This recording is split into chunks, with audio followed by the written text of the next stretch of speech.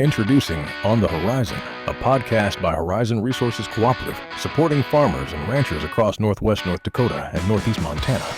Join host Levi Hall as he engages with agronomy experts, grain traders, and community leaders, sharing insights to help you make confident, informed decisions for your operations. From market trends to practical advice, we bring you the conversations that matter. Horizon Resources, solutions for your success. Welcome to another episode of On the Horizon. This week, we start the realization that spring is almost here. We have Dr. Audrey Kalil coming on the podcast, and she is going to talk to us today about seed treat options. This is a really informative episode. Audrey does a great job. Every time you talk to her, she has so much knowledge and goes into a little bit of some of the stuff that they found in her previous role at North Dakota State University's Research Center. So really excited for you to have a listen about the benefits of seed treat. If you have any questions, give her or one of the members of the agronomy team at Horizon Resources a call. Enjoy the show. At Horizon Resources, we're more than a business. We're a farmer-owned cooperative. Every decision, dollar, and service is built to benefit you. We power your operations with reliable energy and expert agronomy advice to help your crops grow. We deliver market expertise and flexible grain solutions so you get the best return. We support your livestock with premium nutrition. We offer everyday convenience and top-tier fuel in your community. As a Horizon Resources member, you're not just a customer, you're an owner. Welcome back to another episode of On the Horizon. Dr. Audrey Kalil, welcome back to the show. Thank you. So, Audrey, you and I were talking here recently about the upcoming spring. It's getting very close. We've had a couple 60-degree days, which have been wonderful. A little bit of our regression here, which is pretty normal. And so now we're going to get into a little bit of some of the things that guys should be thinking about as they get ready to go out into the field. All right. Predominantly seed treat. Mm-hmm. So first of all, let's talk about what kind of seed treat options are out there and why should somebody be using a seed treat? Hopefully people were partaking in some of the winter meetings we had. We talked about, what's going on in the soil when you put that seed in the ground, but kind of big picture, right? There are microorganisms that live in the soil that like to attack our seeds and attack our germinating seedlings. And some of those are highly specific to some of the plant crops that we grow, and others are generalists. And so you never really know when you're going to have a high population of said pathogen in a field. And so anytime you plant a crop, that's a potential food source for those pathogens that live in the soil. That's why so many of the commercial seeds that you'll buy, corn, soybean, canola, they come with a fungicide on the seed. You're buying that seed, you expect however many plants you plant or seeds you plant to turn into plants. Absolutely. Right? That's something you expect when you spend a lot of money on seed. But we don't really think about it when we're planting our own seed, right? It feels like, whatever, I'm not paying for it, but you kind of are, right? Yeah. If you don't get a good stand coming up out of the ground, you don't have weed competition, right? Yield. Potentially, because plants could die as the season goes on. And you also have compromised plant health. Right now we're dry, so a lot of people aren't really thinking so much about soil-borne disease. We tend to think about it as a wet, rainy spring kind of thing. Something that really stuck with me when I conducted a chickpea seed treatment trial at the research center in town here, it was 2021, and that ground was powder. We put the chickpeas into absolute dust, and chickpeas take a long time to come up. It was like 3 weeks later, and my non-treated check had nothing, just not a single. I dug it up. I couldn't even find the seed because they'd been eaten by an organism called Pythium, which is pretty universal. I mean, it attacks all kinds of crops, so I know it's out there in the soil. But this was the first time this field had ever been planted to chickpea, and it got wiped out. And that really stuck with me because I wasn't expecting it. It was dry, but that seed just got eaten. And so I think, our approach to seed treatment and our mentality around seed treatment kind of needs to change, and that we kind of know those pathogens are there. I mean, people who have experienced root rot, they know soil-borne disease first thing. We don't have good seed treatments for root rot, but we can protect the seedling and the seed. Right. And so that's kind of first and foremost why we want to use a seed treatment is you're putting that seed in the ground, you're putting the effort into that, and you're rolling the dice, right? You don't know what you're going to get. And especially in fields that have been recropped multiple times to that crop, be it durum wheat, a lot of, if you're planting continuous wheat, for example, you're feeding the wheat pathogens, right? If you have a short rotation of peas and lentils, you're feeding the pea and lentil pathogens.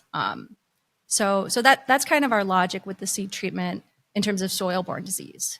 I saw a post one time on X or Twitter, but it was about a farmer.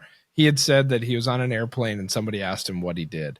And he said, every year I go to the bank, I get a couple $1 million, I bury it in the ground, and I hope it's there in the fall. and they looked at him really weird. Yeah. But this is that great first step, right? If you are going to go bury that money, put a lock on the safe, right? And so this is, to me, this is the first step. There's multiple different steps that we can do to see that success come through. But this is the first step of we're doing this investment. We want to make sure this stuff at least gets out of the ground first. Right. And gets out of the ground in as best condition as we can, because the thing about below ground disease is that you might not know you have it.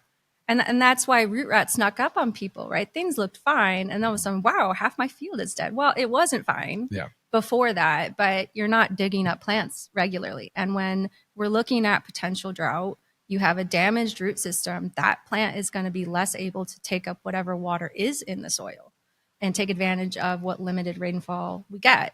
And so it's really important that our root system be as healthy as it possibly can.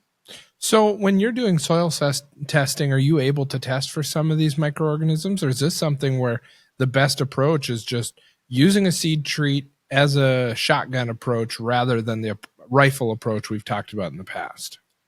I think the potential upside of a seed treatment that has been well demonstrated for peas, has been demonstrated for wheat, definitely covers the cost of the investment and then some. Yeah. So I think if you're set up to do it, or you want to get set up to do it, or, we've got a commercial seed treatment facility at Fairview, it's worth doing just because there's no controlling it once it's already happened to you, right? You've lost that opportunity to control disease at that step. You can't get it back. And then big picture, anytime you're feeding a pathogen, it's reproducing. And some of these pathogens produce very long-lived structures that can survive in the soil for many years. There might come a year where you just can't, it's such a fast season, you don't have the time to treat. Well, in a season where you do, maybe that's saving you a little bit in that season where you don't have time, and you never know, right? Yeah. You never know what the year is going to give you. But that's my concern, is that if we don't start adopting these practices, especially in our pulse crops, right? Our lentils, our major cash crop, right? Then we're going to be paying that in the long run, because these pathogens will be at such high populations in the soil. And then the pathogens that we can't control are invading an already sick root system. And you're just, then you're wiped out at that point. Yeah, I think you hit it really well when you talked about, the lentils being a major cash crop right now. Peas are also one of the, if you look at the NDSU budget projections, they're one of the more profitable commodities. So yeah, our pulse crops right now, this is your first step at insurance, and it is something that's definitely on the more affordable side. And it's one of the last corners I would recommend cutting. Right. And it's not just the soil-borne disease. I mean, not a lot of people are testing their seed for pathogens that live on the seed. And, from conducting germination tests in the lab, there's definitely a difference in germination between treated and non-treated seed, because there's just fungi that are on the seed that can hurt your germination. And there are also pathogens on the seed that can infect your plants. Right. And so, again, that example of chickpea, but it can happen in peas and lentils. That pathogen gets transmitted via seed, and it will infect the seedling earlier on. And I think we all know the earlier you get disease, the worse it is, right? Moisture shuts off late in the season. If you don't get infection till later on, maybe you can skate. Yep. But if you get it during June, our wettest month typically, well, that's not a good deal. And you might not be scouting, or you might not see it or notice it and have yield loss that way. So And another example would be anthracnose on lentils. It's not tremendously seed transmitted, but if you've never had anthracnose in your field before and you get seed from somewhere, you could bring it in for the first time. Sure. If the seed is not treated. I mean, the seed treatment will help with that at least. Yeah. So when we talk about seed treat, I always just think of it as this broad brush of cure-all, right? But there's actually a couple different, whether it's a fungicide or insecticide type of seed treat. So why don't you break that down a little bit? Something you always want to cover your bases with is Pythium, right? Especially when you're planting into a cold soil, which I hope you are for your peas and lentils. There's a lot of research supporting that minimizes your root rot. That group of organisms are your seed rotters. So there's specific modes of action for Pythium, and you got to make sure your fungicide has that. So that would be like a metalaxyl mefenoxam. Ethaboxam is probably less common, and picarbojusox is a new active ingredient that's just been launched for Pythium because there are areas where the Pythium is resistant to metalaxyl and mefenoxam. So, when I'm looking at a seed treatment, someone asks me about it, it's like, well, you've got to have that, like number one. And then your other parts of the package are either insecticides, like you said, or something for fungi. So Pythium is an oomycete. It's a different group. True fungi like Rhizoctonia and Fusarium, you might have 2 or 1, 2, 3 active ingredients for that. And then finally, that seed-borne pathogen piece. So there's a specific active ingredient I'll look for that protects against seed-borne Ascochyta. It's been well demonstrated in the literature. So you'll see lots of things on labels, but I always like to dig into the research and make sure it's been demonstrated that active ingredient will actually provide a benefit against that specific pathogen that we're concerned about. Absolutely. And so when we're talking about what's the proper way to use a seed treat? I mean, you can go pick up your own seed treater, but even still, you got to make sure you're using it correctly. So let's talk a little bit about the proper uses. Right. So a lot of the seed treatments we have now that I like to go to, they're at like a 4 to 5 ounce per hundredweight use rate. And you might notice that doesn't cover the whole seed. And we really want to make sure to have full coverage on that seed. So you might need to pre-mix that with a little bit of water. And typically it'll say something on the label about how much water you can add. And it varies by crop type. So I would say it's a different approach from lentils to peas because the seed size is bigger. So a certain amount of water that you might use on peas might be too much for lentils or small grains. But you might need to just anticipate maybe needing to add a little bit of water ahead of time, right? Not in the auger, but mix with the fungicide before it goes on. So why is the full coverage so important? Well, it's not just the individual seed, but all the seeds, right? Say you're trying to control a disease like loose mite, that's seed-borne. And any time you have an infected seed that doesn't get the fungicide, that's going to be a potential source in your field, right? That everyone's kind of seen those heads that are kind of brown and fuzzy and there's no seeds. Well, that's going to be launching spores all over your seed or all over your developing seed in that season. So every missed seed is an opportunity to infect all the other plants that did get treated that year. So we want to make sure all the seeds are getting treated. Absolutely. While we're on that topic, from the grain division side, we know that you guys have a limited number of semis, limited number of trucks, whatever. Just make sure that as you're handling this seed treat and you've got treated product going into your equipment, be sure to wipe those down, check the rails up top before you start hauling grain back into the elevator. It is a rejection. You'd be surprised at how often one of those little kernels shows up, those bright pink kernels. They stand out. And so as you're going through this process, as spring starts to wrap up, as long as we're talking about seed treat, just keep in mind, one kernel in an entire train of 420,000 bushels will get that entire train rejected. So it's something we have to take really seriously while we're dumping. Our staff watches very closely for it this time of year, going through the summer. Just something to keep in mind. Get up on top, wipe down the rails, check the traps, open them all the way, get in there, wipe them out. Just be very careful before you start hauling your clean product back into the elevator. Good mid-July project for the Yes. farm help. Exactly. Yeah. Yeah. Rainy day type thing. Yeah. You know, once you're done with seeding, get that cleaned out. Mm-hmm. So cool. Audrey, was there anything else that you wanted to touch on today before we wrap up this episode? Yeah, well, we talked about how you treat the seed. If you're growing a pulse crop, right, that needs to be inoculated too. If you have any questions about how you should inoculate when you use a fungicide seed treat or insecticide seed treat, usually there'll be some manufacturer recommendations for that inoculant. Typically, we want to see a sequential application, right? We never want to be mixing our inoculant with our seed treat.